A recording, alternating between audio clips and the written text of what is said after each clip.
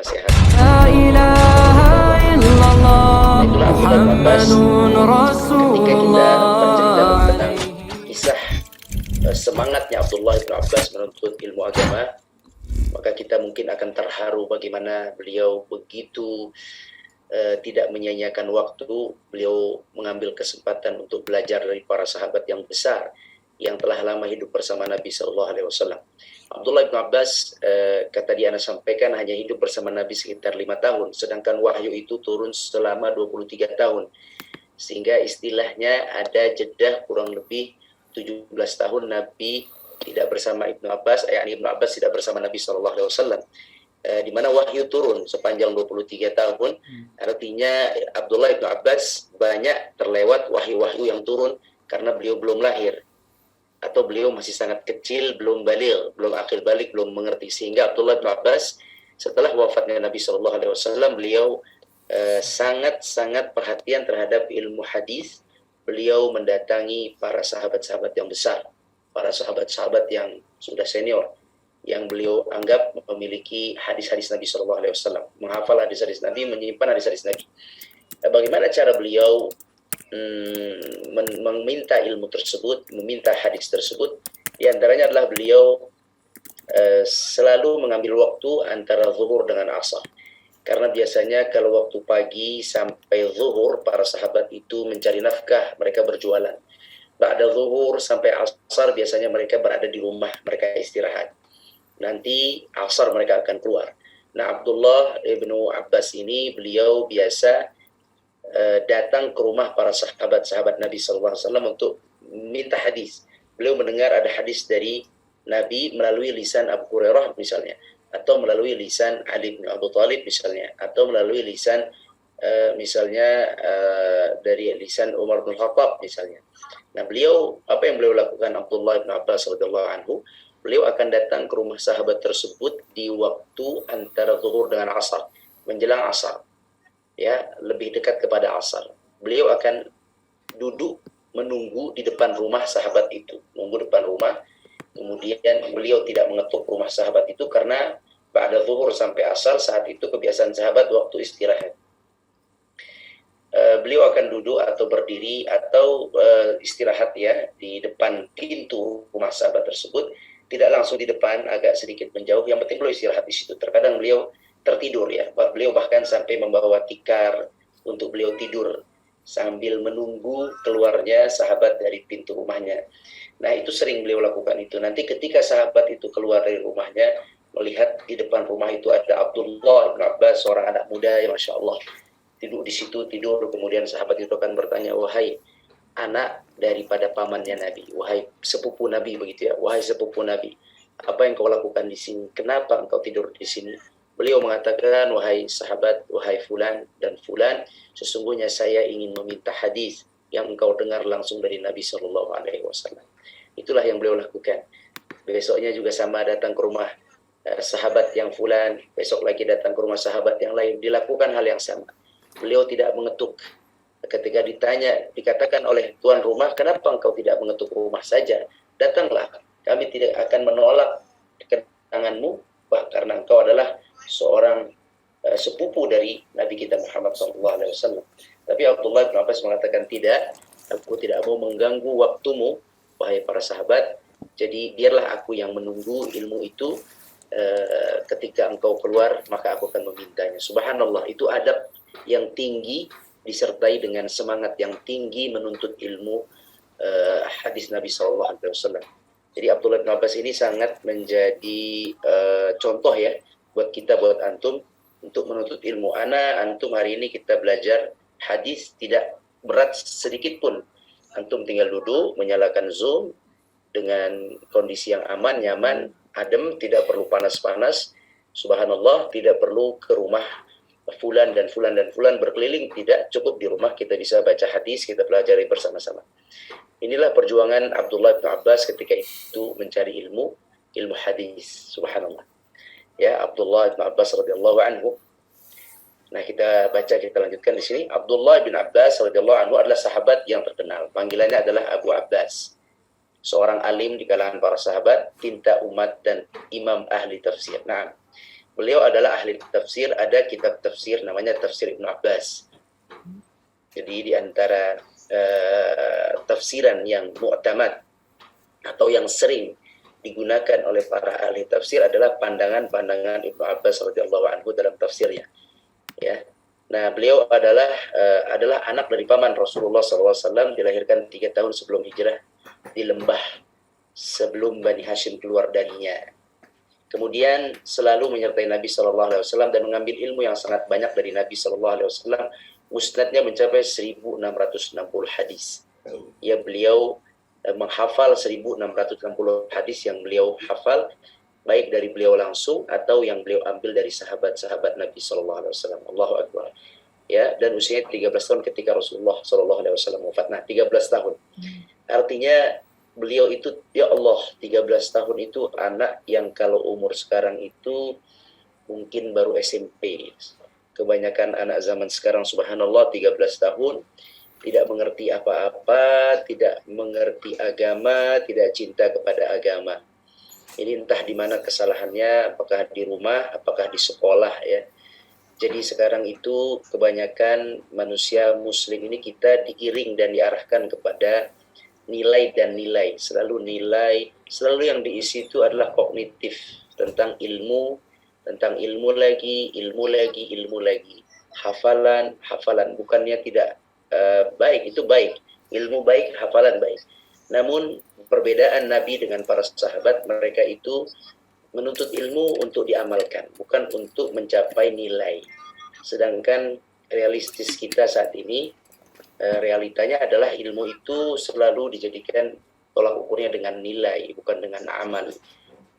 Dengan adanya ujian, kemudian dikasih nilai. Bahkan terkadang yang jadi musibah juga adalah kurikulum itu harus diselesaikan dalam jangka setahun, sehingga targetnya adalah selesai buku, bukan pemahaman yang diharapkan. Bahkan lebih dari itu, tidak peduli anak itu berubah atau tidak berubah. Ya, padahal tidak begitu. Padahal Islam itu, Al-Quran dan Al-Hadis itu turun untuk merubah manusia, untuk merubah kita, akhlak kita. Memang kita ini banyak kekurangan, tetapi kekurangan kita ini kita pupuk perlahan-perlahan. Kalau kita kekurangan, kita faham bahwa kita itu bersalah, kita akan istighfar, minta maaf kepada Allah. Yani manusia tidak ada yang sempurna. Justru dengan adanya Al-Quran dan Al-Hadis, kita berusaha untuk menyempurnakan diri kita masing-masing.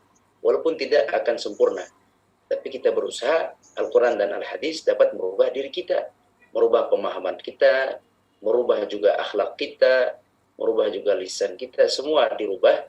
Wabil khusus yang paling penting adalah merubah keimanan, keyakinan kita kepada Allah Azza wa Jalla.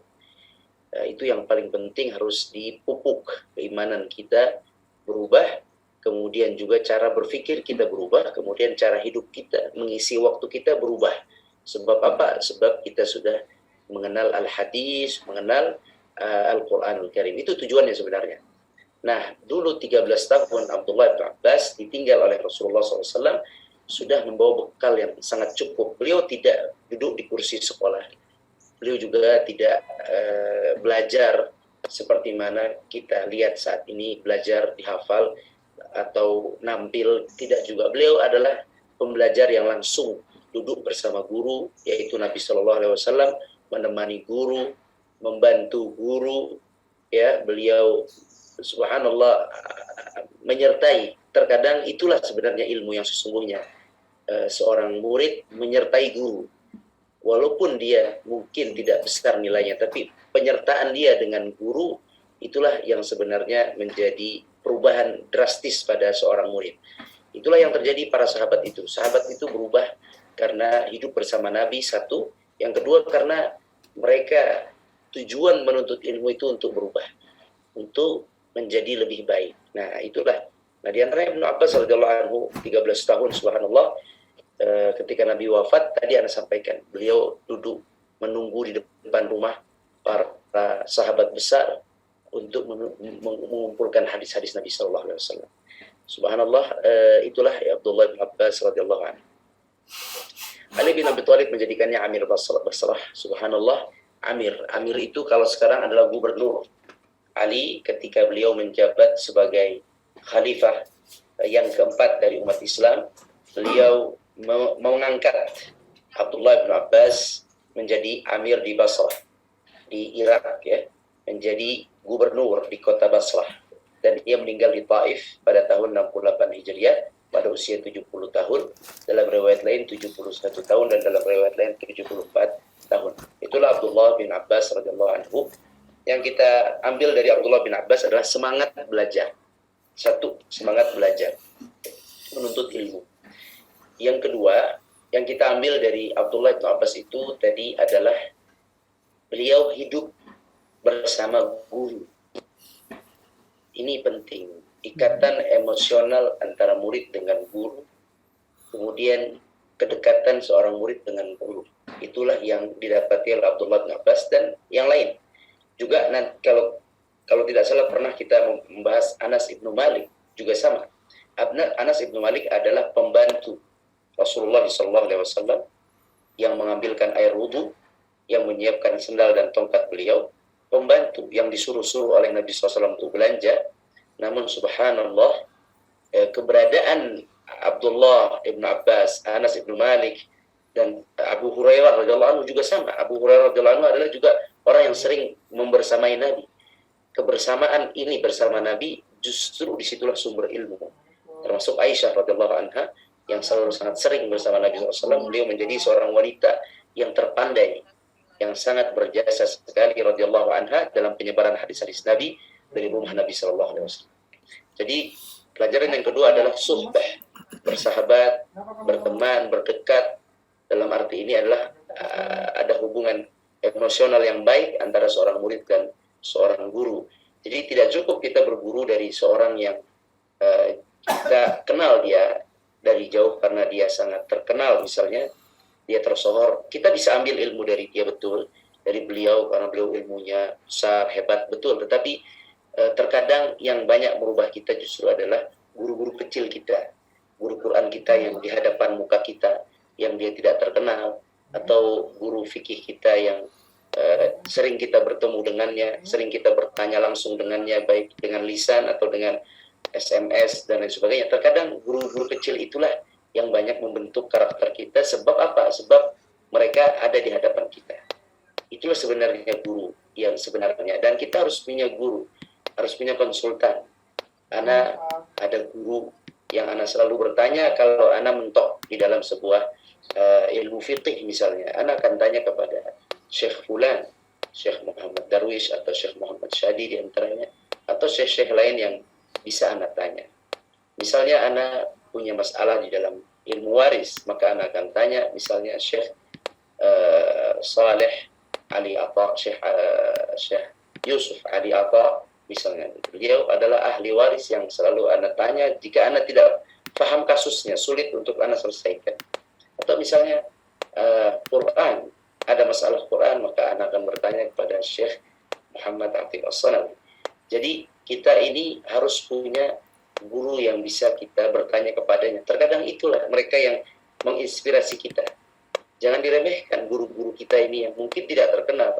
Nama-nama yang Ana sebutkan mungkin tidak terkenal, tetapi mereka memberikan banyak warna untuk Ana. Untuk masalah tadabbur, masalah Al-Quran, pemahaman ayat, Ana biasa bertanya kepada Syekh Muhammad Ar-Rabi'ah atau Dr. Syekh Muhammad Hilal Izam Sanad. Itu semua rujukan, karena mereka ilmunya di atas kita dan kesalehan mereka kita tahu. Mereka orang yang saleh, yang zuhud, yang di atas kita. Subhanallah. Maka mereka akan. Di samping itu di YouTube banyak para syekh yang lebih hebat dari mereka-mereka itu, yang lebih terkenal. Tetapi itu bukan patokan utama. Itu bisa menjadi tambahan wawasan, tidak apa-apa. Tetapi kita harus punya guru emosional yang dia menjadi role model, contoh buat kita, menyemangati kita langsung, berkomunikasi langsung dengan mereka. Nah inilah Abdullah bin Abbas radhiyallahu anhu. Saking dekatnya beliau dengan Rasulullah SAW, jadilah beliau seorang ulama yang muda ya, subhanallah. Jadi ya memang begitulah Bapak Ibu sekalian. Seandainya ada rumah ustadz-ustadz saleh ya, yang menitipi anak, boleh juga kita titipi anak. Tapi zaman ini sulit ya, tidak seperti dulu. Dulu anak-anak kecil dibawa ke Nabi, dititipkan hidup bersama Nabi, subhanallah. Ya, ya seperti itulah.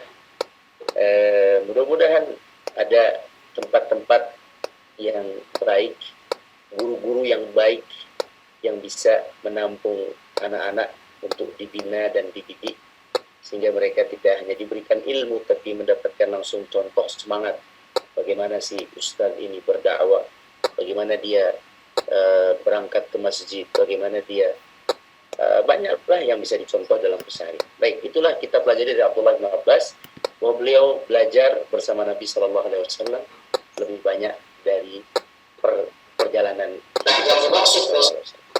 Kemudian sekarang kita bahas hadis ya. Hadisnya tadi sangat mudah. Kata Abdullah bin Abbas, Rasulullah SAW bersabda, ilbasu min thiyabikumul bayad, yani pakailah baju yang putih. Ini qadarullah anak pakainya enggak putih. Misalnya Jumat pakai putih. Kenapa pakai putih? Karena nanti dijelaskan di sini. Kata Nabi, pakailah yang putih dan kafankan mayit-mayit kalian dengan yang putih. Baik, ini hadis ini faedah pertama adalah hadis ini dalil disunahkannya memakai pakaian warna putih dan mengkafani mayit dengan putih. Makanya ana sering ketika ana hadir pengkafanan mayit, memang alhamdulillah kita menggunakan kain kafan yang putih. Namun seringkali setelah kain kafan putih itu ditutup dengan kain batik. Memang kain batik itu tidak akan ikut ke kuburan karena dia bukan kain kafan, dia hanya selimut saja. Sering sekali kain batik itu menyelimuti mayit dari kaki sampai leher, hanya kelihatan muka mayit saja, walaupun di bawahnya menggunakan kafan putih. Tapi kalau kita tahu hadis ini, kalau kita mengerti hadis ini, wakaffinu mautakum wakaffinu fiha mautakum, ya, kalau kita faham anjuran Nabi SAW agar mengkafankan mayit-mayit kita dengan putih, maka harusnya ketika sudah putih bersih, cantik, cakep mayit itu, maka tidak perlulah ditutup lagi dengan kain batik itu, ya, atau sarung atau apa, tidak perlu. Kalau mau ditutup lagi supaya tidak nampak tangannya seperti ini misalnya, karena nampak kain kafannya, karena nampak ikatannya tidak enak dilihatnya, oke, maka tutuplah dengan sorban-sorban putih lagi supaya indah. Melihat mayit itu putih indah dibanding melihat mayit ditutup pakai batik. Setelah kita tahu hadis ini tentunya, setelah Anda belajar hadis ini, Anda selalu mengingatkan bahwa ini tolong kalau bisa ada putih, tutupnya pakai putih saja, jangan pakai batik. Walaupun dia sudah dikafani putih sih, memang sudah benar, cuman suka diselimuti dengan selimut-selimut yang merusak warna gitu, padahal sudah bagus putih. Nah, oleh itu di sini anjuran untuk pakai putih, laki atau perempuan, dan untuk mengkafani mayit dengan putih. Karena warna putih itu bersih dan lebih baik dari warna lain. Karena dia itu warna yang netral, tidak menimbulkan kesombongan, keangkuhan, dan tidak juga menjadi perhatian. Dia warna yang kalem, warna yang lembut, ya, putih itu. Nah, adapun sisi baiknya maka sudah jelas karena terdapat keindahan padanya. Adapun sisi bersihnya, karena warna putih jika terkena tanah atau noda atau najis maka akan nampak dengan jelas. Maka dicucilah jika termasuk najis, kemudian menjadi bersih dan cerah. Nah, jadi hikmah kenapa putih itu dianjurkan, disunahkan, coba ditulis. Hikmah yang pertama yaitu karena warna putih itu warna netral tadi, warna yang kalem. Jika seseorang menggunakan putih, maka dia tidak akan sombong, insya Allah, dibanding dia menggunakan warna A, warna B, misalnya pink dengan corak-corak, merah dengan corak-corak, biru dengan corak-corak, atau yang lain dengan corak-corak. Bukannya tidak boleh, boleh saja, tapi biasanya kalau orang pakai corak-corak ingin dilihat. Tapi kalau orang pakai putih biasa, apa yang mau dilihat? Ya, itu sudah kalem. Jadi faedah yang pertama menggunakan baju putih itu adalah tawadhu. Tidak, dia warnanya warna kalem, warna yang rendah hati, warna yang tidak menimbulkan keangkuhan, insya Allah ya, dibanding baju lain yang bercorak. Kemudian berikutnya yang kedua, tujuan atau hikmah dari sunnahnya baju berwarna putih adalah baju tersebut akan nampak jika terkena kotoran. Jadi ketika ada noda dia terlihat. Kalau noda itu najis bisa langsung dibersihkan. Nah, sedangkan kalau warna-warna lain, warna hitam misalnya, warna coklat misalnya, itu nodanya tidak nampak. Kalau ada noda tidak nampak. Itu saja sih hikmah yang diberikan oleh para ulama, diantaranya antara dua saja ya, diantaranya hikmah dari baju putih. Nah, selanjutnya yang kedua, hadis ini menunjukkan bahwa hukum bagi laki-laki sama halnya dengan hukum bagi perempuan. Tidak ada dalil yang benar yang menunjukkan perbedaan antara laki-laki dan perempuan dalam hal ini. Yakni maksudnya sama, laki atau perempuan dianjurkan berwarna putih. Artinya sunnah menggunakan yang putih. Barang siapa membedakannya maka ia wajib mendatangkan dalil. Perempuan adalah saudara kandung laki-laki. Apa yang disyaratkan untuk laki-laki maka berlaku juga untuk perempuan, kecuali ada dalil yang mengeluarkan mereka dari syariat yang umum. Nah, jadi anjuran menggunakan putih ini sama untuk laki dan untuk perempuan. Sunnah dipakai, sunnah digunakan dengan syarat dan ketentuan tentunya ya, tidak boleh tembus, harus tebal, kemudian juga tidak ketat bagi perempuan seperti itu. Bagaimana dengan warna lain? Hukumnya dibolehkan. Jadi tingkatannya itu, tingkatan baju pertama putih itu paling disunnahkan. Yang kedua, warna tapi polos. Warna ini tapi polos. Dia semakin polos, semakin suka Nabi SAW. Nabi pernah dikasih baju yang bercorak, kemudian beliau sholat terganggu dengan corak itu, kemudian beliau berikan kepada orang yang menghadiahkan. Beliau kasih, tolong kembalikan kepada si fulan, bilang ke fulan kasih saya yang tidak bercorak. Akhirnya diganti dengan yang tidak bercorak. Jadi tingkatan pertama putih itu paling dicintai oleh Nabi. Yang kedua tingkatannya adalah boleh warna tapi tidak bercorak. Tingkatan ketiga silahkan bercorak. Tidak ada halangan sebenarnya, tidak ada masalah ya. Cuman kalau mau lagi-lagi, antum kan udah belajar. Tadi Anda sampaikan, hidup ini yang penting itu merubah. Gak perlu banyak ilmu. Kalau banyak ilmu tidak diamalkan, itu di dalam Al-Quran disebut al-maghdubi alaihim, orang yang dimurkai, orang yang kena marah terus sebab udah tahu melanggar, udah dibilangin, udah paham, udah ngerti tapi tidak mau mengikuti. Itu namanya al-maghdubi alaihim, orang yang selalu kena murka, kena marah. Siapa mereka? Yahudi. Sudah tahu tapi tidak diamalkan. Nah, hadis ini kan kita sudah tahu nih, warna putih terbaik. Yang kedua tingkatannya yaitu tidak bercorak, yang ketiga bercorak. Maka silakan dicoba diamalkan sedikit-sedikit untuk tidak bermegah-megah dalam pakaian, yang secukupnya saja, sewajarnya saja.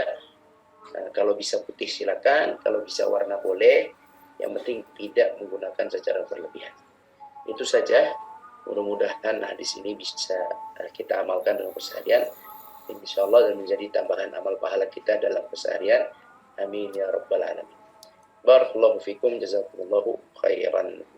Tafadhal. Insyaallah sudah ada yang masuk di kolom chat, saya bacakan dulu. Yang pertama dari Siti Sadiah. Bismillah, Afwan Ustaz izin bertanya, pakaian putih untuk ikhwan disunahkan berwarna putih. Apakah itu termasuk sorban serta pecinya harus juga putih? Ya, mohon penjelasannya. Nah, barakallahu fikum. Ini thiyab itu adalah pakaian secara umum. Memang betul kalau dilihat dari teks hadisnya pakaiannya, kemudian sorbannya, kemudian peci juga kita peci hitam ya, bukan peci putih ini subhanallah. Karena udah kebiasaannya pakai peci hitam. Jadi putih seluruhnya. Jadi kalau bisa putih seluruhnya. Tapi kalau tidak bisa, paling tidak pakaiannya yang ada di badan kita. Ya, sebagaimana mayit dikafankan dengan putih seluruhnya. Sebagaimana juga kita ihram itu putih seluruhnya. Yang laki ya, putih seluruhnya. Jadi memang anjurannya putih seluruhnya. Jika tidak bisa minimal kita putih bagian bajunya, celana atau bajunya saja. Karena yang paling nampak ya baju kita. Nah, demikian wallahu a'lam. Baik, belum ada yang masuk lagi. Sebentar. Mungkin, ini ada yang masuk ya, dari Bapak Agustian. Bagaimana Ustadz dengan pemakaian baju batik untuk sholat atau untuk keseharian? Ya, tadi Anda sudah sampaikan tidak apa-apa. Baju batik itu tidak apa-apa. Namun lagi-lagi kita ini belajar pada akhirnya kan kita mau mengamalkan. Ketika antum seorang PNS misalnya, peraturan pemerintah antum harus bekerja hari Jumat dengan batik, sehingga antum benar-benar sulit untuk mengamalkan sunnah sholat Jumat dengan menggunakan pakaian putih. Akhirnya pakai pakaian batik. Maka sampai di sini Anda sampaikan tidak mengapa. Karena antum ada akad janji kerja dengan pemberi pekerjaan, seorang muslim itu sesuai dengan akadnya. Di akad itu tertulis wajib menggunakan batik, maka pakailah batik. Kemudian antum sehingga tidak bisa sholat sunnah, sholat Jumat dengan putih. Maka di sini mudah-mudahan antum dapat keutamaan sesuai akad, sesuai janji. Namun ada kalanya libur, ada kalanya antum mampu untuk melakukan perubahan pakaian. Misalnya kita tidak tahu pekerjaan antum apa, atau pensiunan atau apa gitu. Maka jika sudah mampu untuk melakukan kesempurnaan, menyempurnakan pakaian ini tadi putih atau kalau tidak adalah apa tadi polos, maka lakukan dengan niat, ya Allah, ini ada anjuran dari Nabimu pakaian putih, maka saya pakai. Ada juga anjuran dari Nabimu yang Nabi suka itu polos. Ya sudah, kita lakukan berdasarkan itu. Jadi maksudnya gini, seandainya antum punya kemampuan untuk lakukan. Itu insya Allah tanda kita mengamalkan hadis tersebut. Allah. Baik, ada yang masuk lagi dari Zarki. Kalau sholat jenazah dan antar ke kubur, apakah lebih baik baju putih juga? Sekarang orang banyak yang antar mayit pakai hitam seperti Yahudi karena berprasangka hitam adalah warna berkabung.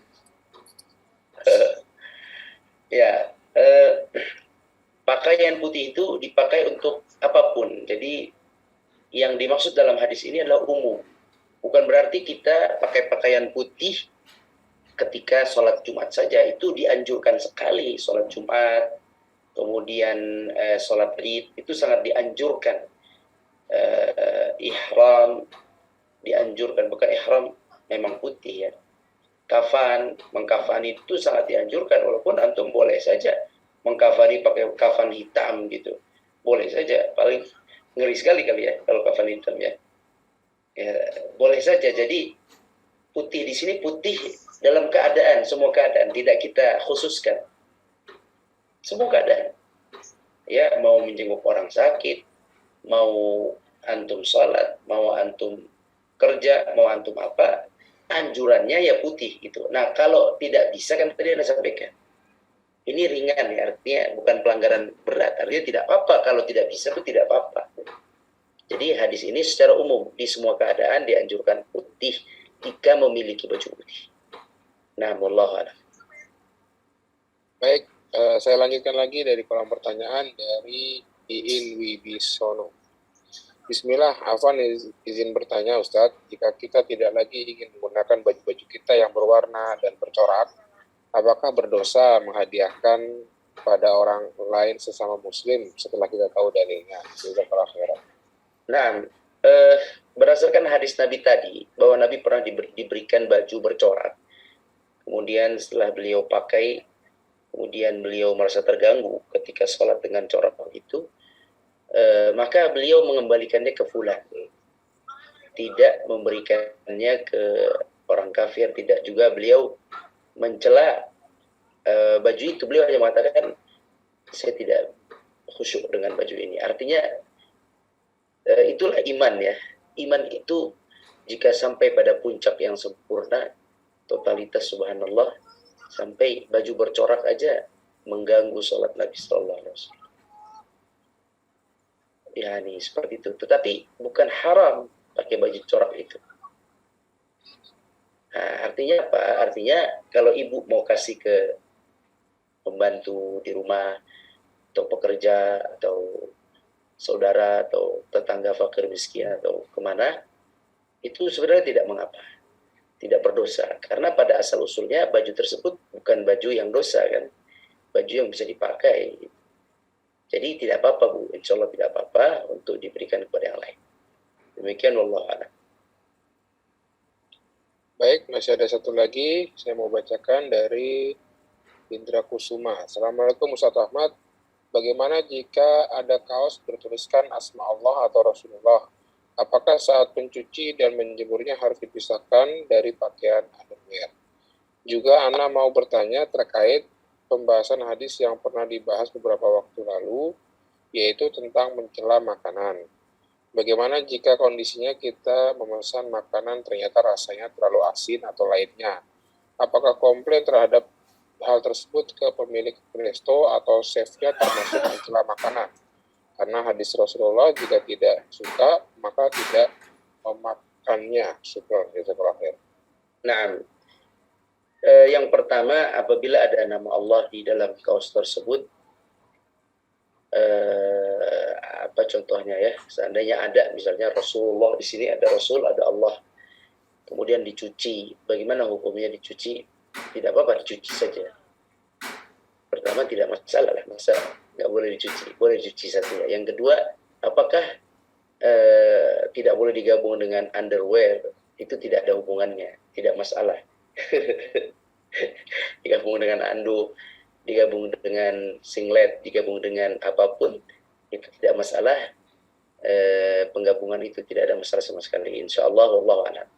Kemudian yang kedua, pertanyaan masalah makanan yang kita komplain kepada chef atau juru masak di restoran, itu insyaallah bagian yang dibolehkan di dalam Islam. Jadi ada beberapa aib yang dibolehkan dalam Islam untuk kebaikan umum, untuk maslahat umum. Di antaranya adalah keburukan seseorang yang kita umumkan demi orang itu tidak terkena keburukannya. Misalnya di sini ada penipu, nauzubillah, ada di kampung mana penipu, namanya fulan. Cara menipunya begini. Itu kan sebenarnya aib, tetapi penipu itu kan maksiat ya. Maka kita sebagai seorang muslim, kita boleh membuka cara tipu dia supaya umat Islam yang lain tidak terkena. Itu tidak apa-apa. Itu namanya istilahnya adalah jarh. Ya, jarh itu menyebut kekurangan seseorang untuk kemaslahatan orang banyak. Itu tidak apa-apa. Untuk kemaslahatan agama orang banyak itu tidak apa-apa.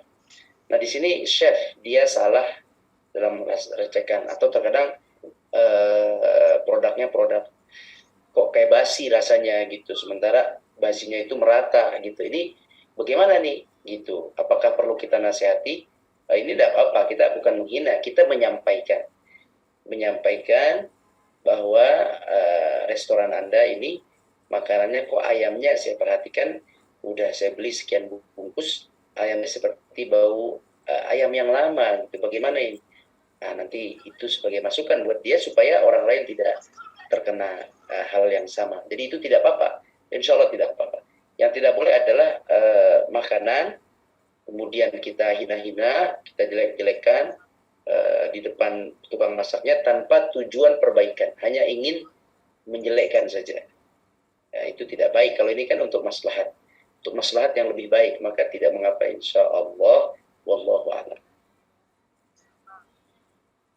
Baik, sudah tidak ada lagi Ustaz kayaknya di kolom chat. Mungkin kita bisa buka sesi tanya jawab langsung. Masih ada waktu sekitar 10 menit. Betul. Silakan Bapak Ibu yang mau bertanya langsung pada Ustaz bisa membuka mikrofonnya.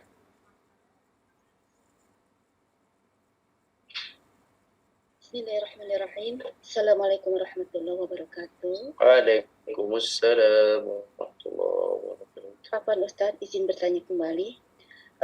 Ustadz, bagi akhwat itu warna untuk sholat itu kan dominan harus itu warna putih. Terus bagaimana di era sekarang ini banyak corak mukena bermacam warna serta motifnya itu beraneka ragam. Itu pandangan Islam itu kalau macam seperti itu bagaimana Ustadz? Mohon dijelaskan. Iya, betul sekali ya. Ini mukena ini musibah. Anda itu terus terang aja nggak suka ngelihat mukena yang corak-corak itu. Mengganggu ya, itu mengganggu. Apalagi kalau sholat Id, kita khutbah itu mengganggu itu. Atau misalnya tarawih, sangat mengganggu sebenarnya. Yang corak-corak, kalau putih semua tuh enak dilihat. Putih semua, mukena itu enak dilihat. Yang corak-corak ini mengganggu sebenarnya. Tapi ya itulah, semua tergantung kembali kepada pemahaman seseorang terhadap hadis ini dan hadis lainnya yang berkaitan tentang baju. Ada banyak hadisnya, ini salah satu saja. Ketika seseorang sudah paham hadis tentang baju, maka akan berpikir seperti yang Ibu Iin pikirkan tadi. Pasti tidak akan menggunakan pakaian yang corak-corak lagi lah. Mukena saya yang putih aja lah udah, atau polos aja, putih atau hitam atau pokoknya polos lah. Jangan yang warna-warna. Tapi ya begitulah, perempuan terkadang masalahnya masalah di estetika, sangat suka dengan keindahan sehingga perlu warna gitu. Ya intinya lagi-lagi kembali kepada pemahaman kita dan niat tulus kita mengamalkan. Kalau kita sudah paham, maka kita tidak akan mencari mukena yang aneh-aneh. Kita cukup mukena yang satu warna atau putih. Udah itu aja, satu warna atau putih. Ya, terus bagaimana hukum mukena yang bercorak? Hukumnya tidak apa-apa seperti batik. Itu ya, tidak apa-apa seperti batik. Cuman lagi-lagi pemahaman kepada ilmu, ingin mengamalkan ilmu itu yang merubah kita. Menyebabkan saya udah nggak mau lagi, walaupun itu boleh. Begitu. Wallahu a'lam. Ustadz Afwan, itu anak pernah mengkaji itu Rasulullah pun itu kan menyukai warna hijau. Hijau itu kenapa? Itu dominan katanya itu lebih afdol daripada warna lainnya sesudah putih. Itu maksudnya maksudnya itu bagaimana Ustadz itu antara warna hijau sama warna putih? Warna hijau itu warna yang disukai Nabi itu putih, bukan hijau. Oh ya. Bukan putih. Hijau itu adalah warna ahlul surga, ahlul jannah. وَيَلْبَسُونَ ثِيَابًا خَضْرًا. Mereka akan pakai pakaian warna hijau. Itu ada penjelasannya. Kenapa warna hijau? Karena warna hijau itu adalah warna yang enak dilihat setelah putih. Putih tadi adalah warna yang netral. Dari netral masuk ke warna yang lembut, warna yang enak dilihat itu hijau. Hijau daun. Ya, seperti daun lah. Dengan karakter hijaunya, ada yang agak tua, ada muda, yang penting hijau. Agak hijau kekuning-kuningan, itu memang karakter hijau agak lembut dibanding biru, walaupun biru yang muda juga enak juga. Tapi begitulah penjelasan para ulama, wallahu a'lam, bahwa baju ahlul jannah itu hijau, baju mereka. Sebab hijau itu menurut para ulama adalah warna kedua yang enak dipandang mata. Wallahu a'lam. Ya, jadi kalau yang disukai Nabi Putih. Ya. Kedua hijau. Yang dianjurkan juga putih. Walaupun ada dalam hadis lain Nabi pernah pakai merah. Berwarna pernah ada, nanti mungkin di sini nggak disebutkan. Tapi dalam hadis-hadis lain ditemukan bahwa Nabi menggunakan baju-baju berwarna. Ya, hijau, kemudian merah, kemudian apalagi itu kuning. Itu nggak masalah. Artinya nggak masalah. Artinya warna itu tidak masalah. Kita tidak di sini bukan melarang warna. Warna itu halal, sah, boleh. Cuman lagi-lagi kalau mau afdal putih, kalau mau di atas itu saya mau warna, maka tidak corak. Oke lah, saya mau corak, maka corak yang ringan. Begitu aja. Demikian, wallahu a'lam. Nah, Ustaz, syukran. Assalamualaikum warahmatullahi wabarakatuh. Assalamualaikum. Baik, ada lagi yang mau bertanya? Ibu Siti J, menghidupkan mikrofon, mau bertanya? Ya, Assalamualaikum warahmatullahi wabarakatuh. Waalaikumsalam.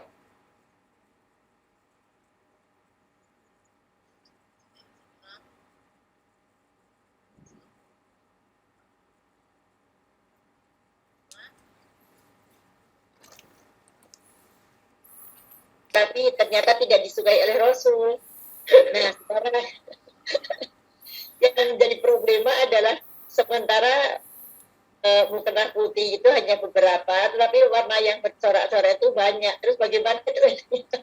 dia ternyata tidak disukai oleh Rasul. Wah, jadi satu pemikiran yang harus kita pertimbangkan. Terima kasih Pak Ustadz, itu aja. Iya, barakallahu fiik, Bu, sama-sama. Barakallahu fiik. Nggak apa-apa, tadi kan saya sampaikan nggak apa-apa. Ketika Ibu sudah mulai memahami hadis ini, memahami kesukaan Rasul, memahami Rasul pernah mengembalikan baju yang bercorak gitu ya. Saya juga punya kok baju bercorak. Seperti batik, saya punya juga. Cuman saya pakai itu dalam keadaan-keadaan tertentu saja. Saya perlu pakai itu misalnya dalam hal, saya perlu ke sana, saya pakai itu. Tapi sisanya sih kalau saya tidak butuh, saya tidak akan pakai. Saya akan pakai. Ya tadi kita kan udah paham nih ya. Apa paling bawah, apa paling bagus apa tadi? Putih. Ya, naik ke atas Hijau. berwarna ini boleh. Polos. Ya. Naik ke atas lagi baru Hijau. enggak sama-sama. Corak. Corak tapi corak ringan, paling nggak bagus yang paling banyak coraknya. tapi pun sebanyak-banyaknya corak itu tadi lagi-lagi hukumnya adalah halal. Halal ya. Ya, selama bukan baju syuhrah. Nanti ada baju syuhrah adalah baju yang dipakai para artis di tengah-tengah penampilan itu yang benar-benar mencolok, yang menjadi perhatian semua orang. Itu baju syuhrah. Itu Allah tidak suka dengan orang yang menggunakan baju syuhrah. Baju yang menjadikan mata manusia terpikat kepadanya, itu tidak baik. Itu bisa, itu dosa jatuhnya. Jadi baju putih sunnah, pahalanya baik, bagus. Baju polos bagus, corak tidak apa-apa. Syuhrah itu dosa. Baju syuhrah dosa. Syuhrah itu yang tadi memikat pandangan seluruh orang. Itu dosa, baju syuhrah itu. Baju syuhrah dipakai bukan di tempatnya. Kalau baju syuhrah dipakai ketika pelaminan, pengantin nggak apa-apa. Itu adatnya begitu, tidak apa-apa. Tapi baju syuhrah dipakai lagi, dia bertamu, dia Idul Fitri, atau dia lagi apa gitu ya. Ya, itu nggak bisa begitu. Baju syuhrah itu dosa justru. Ya udah, kita udah tahu nih tingkatannya, silakan amalkan sebisa mungkin. Sebisa mungkin gitu ya, sudah gitu. Kalau ada baju-baju corak, bukan corak, dikasih ke kampung aja deh, karena orang kampung kan nggak ngerti, udah kasih aja dulu lah sementara. Nggak dosa kok, nggak dosa tadi, bukan dosa. Cuman ya itulah, dikasih yang butuh. Jadi walaupun dia mungkin tidak sunnah, corak itu tidak sunnah, tetapi dia butuh. Kita melihat dari sisi kebutuhan dia. Ya udahlah, dia butuh, orang miskin, bukan hanya udah buluk, udahlah nih saya kasih, bismillah Allah, saya mengasih dalam rangka butuhnya dia. Iya, butuhnya dia, dan alhamdulillah kan engkau tidak haramkan ya Allah corak ini. Mohon ya Allah diterima sedekah saya untuk dia, karena dia butuh, saya tahu. Begitu. Allahu a'lam. Nah. Terima kasih Pak Ustadz, senyum ini. Terima kasih sekali Pak Nur, terima kasih Pak Nur. Sama-sama Ibu. Jadi ketawa. Baik, ada lagi yang mau bertanya? Secara langsung pada Ustadz. Ana boleh, Tat. Oh, silakan. Mas Romi. Assalamualaikum, Tat. Kasusnya seperti ini, Tat. Kalau di sini, di tempat saya tuh normal kalau kita pakai baju orang lokal putih gamis gitu, Tat. Tapi baju kayak Saudi lah, seperti itu. Tapi waktu saya pakai waktu ke Indonesia, saya pakai itu malah jadi mencolok, orang pada ngeliatin saya gitu. Apa mendingan saya ikutin baju yang normal di komunitas, walaupun tidak putih tapi tidak mencolok jadinya gitu. Syukur. Pada cium tangan ya Mas? Enggak nih, kok kayak haji gitu, kayak syekh, kayak ulama gitu kan, saya risih jadinya. Iya, takutnya ngantri cium tangan nanti. Seperti Ya, itu. kalau di, Ya Pak Nur. jadi baju ini masuk bab adat, ya. Tetap hukum memakai baju ini ada kaitannya dengan hukum adat. Bagaimana adat di kampung kita? Kalau antum di kampung antum menggunakan jubah putih itu tidak apa-apa, maka pakailah gitu ya. Kalau memakai jubah putih menjadi sebuah hal yang aneh, misal aja nih, anak nggak tahu kampungnya di mana, maka pakailah koko putih aja, koko putih, sarung, bawahnya hitam nggak apa-apa. Kalau bisa atas bawah putih silahkan. Kalau tidak bisa ya satu pakaian saja yang putih, tidak apa-apa. Dilihat, kita tidak boleh menggunakan pakaian yang beda dari kampung tersebut. Betul dong, tidak boleh. Bahkan begini, orang kaya, yang kaya raya yang kita tahu dia rumahnya besar megah, tiba-tiba dia keluar dengan pakaian compang-camping, itu nggak boleh dalam Islam. Berarti dia ingin mendapatkan perhatian dari manusia. Itu tidak boleh sampai begitu. Padahal dia sobek-sobek compang-camping bulu, nggak boleh. Nah sekarang orang miskin, yang kita tahu dia miskin, fakir miskin, ngontrak, susah hidupnya, tiba-tiba keluar menggunakan pakaian yang mogah, ini juga nggak boleh. Glamor. Ya glamor, nggak boleh. Orang kaya glamor aja nggak boleh, apalagi orang miskin. Ya, jadi Iya. kita lihat dalam masalah pakaian, melihat kondisi di kampung kita. Kalau antum Mas Romi di kampung pakaiannya pakai ikal, pakai begini, pakai sorban udah kayak Syekh Khotib di Masjidil Haram, ya itu tetap pastilah itu menjadi sorotan orang-orang. Tapi kalau hanya putih saja, tidak jadi sorotan, pakailah putih saja. Nah, bagaimana? Apakah Anda tinggalkan baju putih itu? Silakan pakai pakaian warna putih yang sesuai dengan adat kampung itu. Gitu. Batik, mungkin ada batik putih yang coraknya tidak banyak, pakai itu gitu. Atau misalnya ada baju koko putih, pakai itu. Jadi bukan bentuknya di sini, ngomongin warna. Lihat warnanya. Adapun bentuk, yang penting jangan menyelisihi orang kampung, jangan menjadi sebuah baju yang syuhrat tadi, baju yang membuat orang terpukau gitu. Allahu a'lam. Baik. Ada beberapa yang masuk di kolom chat, ya, saya bacakan. Dan mungkin habis itu kita akhiri karena ini sudah jam 9 lewat.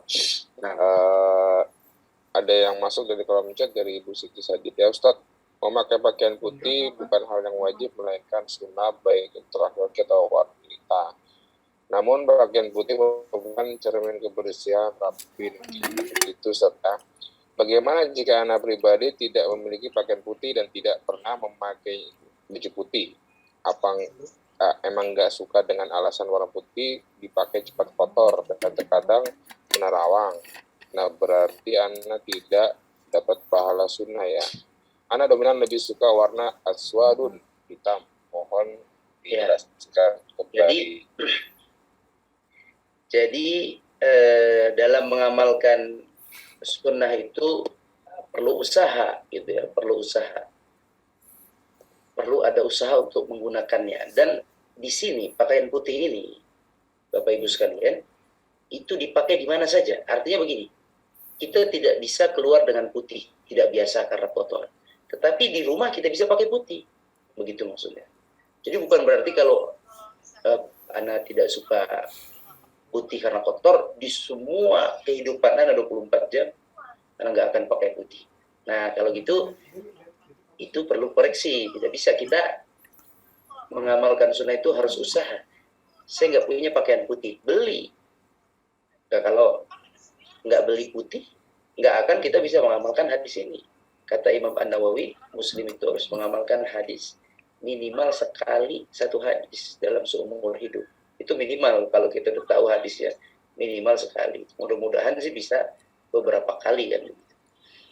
Nah jadi ibu mungkin di luar tidak suka, di dalam bisa dilakukan, di rumah menggunakan yang putih. Kalau masalah tembus itu bisa di ini laki-laki bisa diatasi, masalah tembus nggak ada masalah itu. Nah, walaupun kalau dilihat para muslimat, sahabiat, para wanita sahabat di zaman Nabi, mereka bagaikan apa itu? Burung gagak. Ya, memakai hitam. Betul. Mereka pakai hitam. Banyak pakai hitam. Sampai sekarang juga muslimat di negara Arab pakai hitam.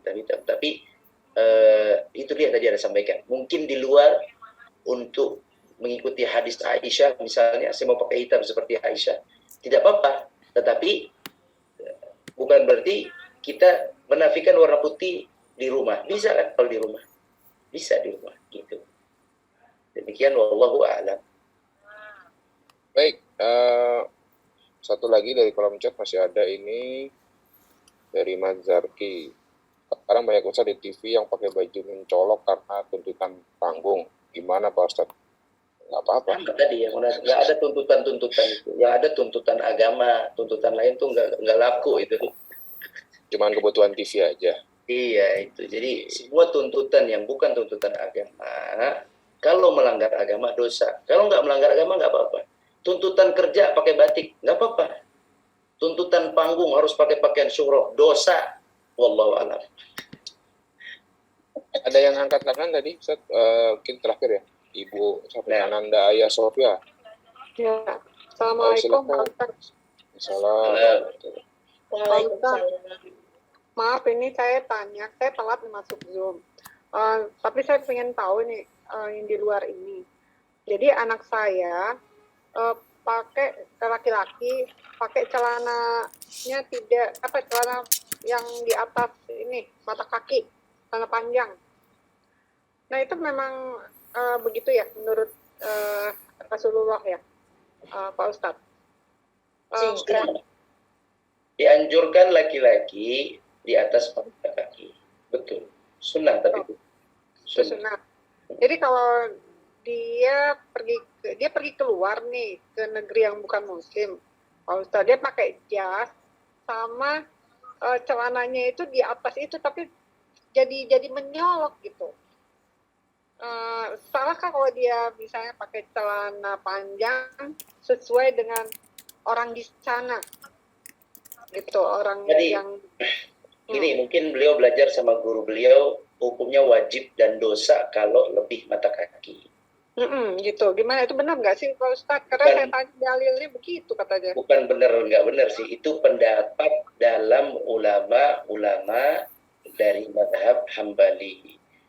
Para ulama di mazhab Hambali itu, terutama para masyaikh dari Saudi itu, pendapat mereka itu adalah hukumnya berdosa menggunakan celana menutup mata kaki atau di bawah mata kaki. Itu menurut fikih mereka itu berdosa, haram hukumnya. Dan kita tidak bisa menafikan pendapat itu ada pendapat itu. Nah, sekarang apakah itu satu-satunya pendapat? Tidak, ya tidak. Tidak seperti haramnya kita perempuan tidak berjilbab. Kalau perempuan tidak berjilbab, seluruh ulama menganggapnya dosa, menganggapnya haram. Atau misalnya pakaian syuhrah yang tadi Anda sampaikan, pakaian yang mencolok khusus yang membuat orang semua terpesona, itu semua ulama mengharamkan. Tapi untuk masalah celana di bawah mata kaki ini, laki-laki ya, itu hukumnya adalah hukum yang menjadi ranah perbedaan pandangan, yang semua pandangan itu tidak bisa saling menjatuhkan. Pandangan yang mengatakan haram tidak bisa menjatuhkan pandangan yang tidak mengharamkan. Pandangan yang tidak mengharamkan juga tidak bisa saling menjatuhkan. Artinya masing-masing mengamalkan sesuai dengan guru yang diambil darinya ilmu. Nah, sebenarnya hukum pendapat dari ulama kebanyakan, wallahu a'lam, yang Anda tahu masalah isbal itu kebanyakannya hukumnya makruh. Kebanyakannya hukumnya makruh, bukan hukumnya haram. Persis seperti jual beli di masjid. Jual beli di masjid itu dalam mazhab Hanabilah, ulama-ulama Hanabilah itu haram. Tapi menurut ulama-ulama yang lain mayoritas hukumnya makruh. Begitu. Satu memakruhkan, satu haram. Kan beda. Kalau haram dia berkeyakinan haram, maka bagi dia dosa ketika dia menurut dia dosa. Tapi kalau ana berfaham mengambil pendapat makruh dengan pendalilan yang sudah ana pahami dan kebanyakan ulama memakruhkan, maka ana lebihkan sampai lewat mata kaki, bagi ana tidak dosa karena ana memahaminya makruh, pendalilan yang ana ambil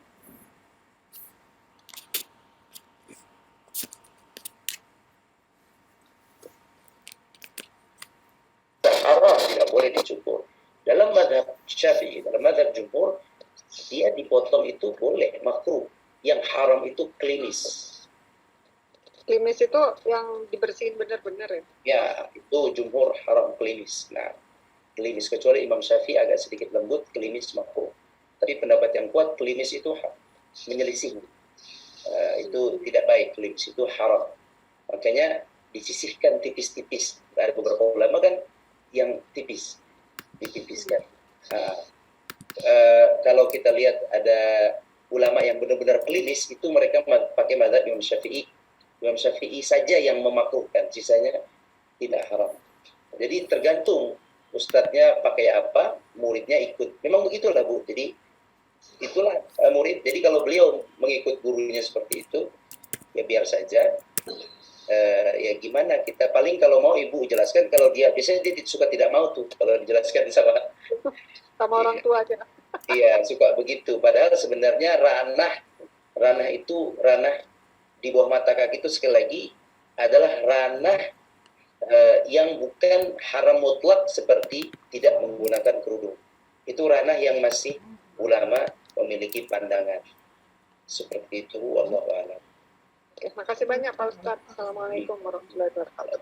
Waalaikumsalam. Warahmatullahi wabarakatuh. Ya, tapi Ana tetap menyarankan ya sebagai menuntut ilmu, Ana tetap menyarankan kalau bisa di atas mata kaki itu lebih baik. Tetap seperti itu. Tetap itu menjadi patokan Yang terbaik. Yang terbaik ya. Ya, sama kayak putih tadi.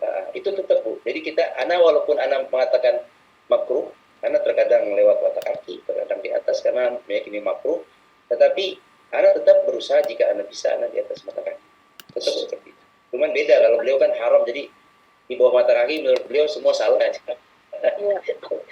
Dia pahamnya haram kan gitu. Ya. Itu Makasih, aja. Pak Ustadz. Ya. Wallahu a'lam. Baik. Alhamdulillah. Jazakallah khair Ustaz untuk materi malam ini. Jazakallah khair untuk Bapak Ibu dan teman-teman sekalian yang sudah mengikuti kajian ini. Insyaallah sekali lagi mudah-mudahan materi hadis malam ini bisa kembali kita amalkan terkait dari pakaian yang terbaik ya. Insyaallah kita bertemu lagi di Sabtu yang akan datang dengan hadis yang baru. Sebagai bocorannya, hadisnya adalah terkait makanan sunnah untuk berbuka puasa. Wah, Jadi insyaallah kita kawan baca ya. Iya, ada di buku. Iya, insyaallah kita ketemu. Insyaallah kita ketemu Sabtu yang akan datang. Sekali lagi terima kasih banyak yang telah hadir di kajian ini. Kita akhiri dengan kafaratul majelis. لا إله إلا الله محمد رسول الله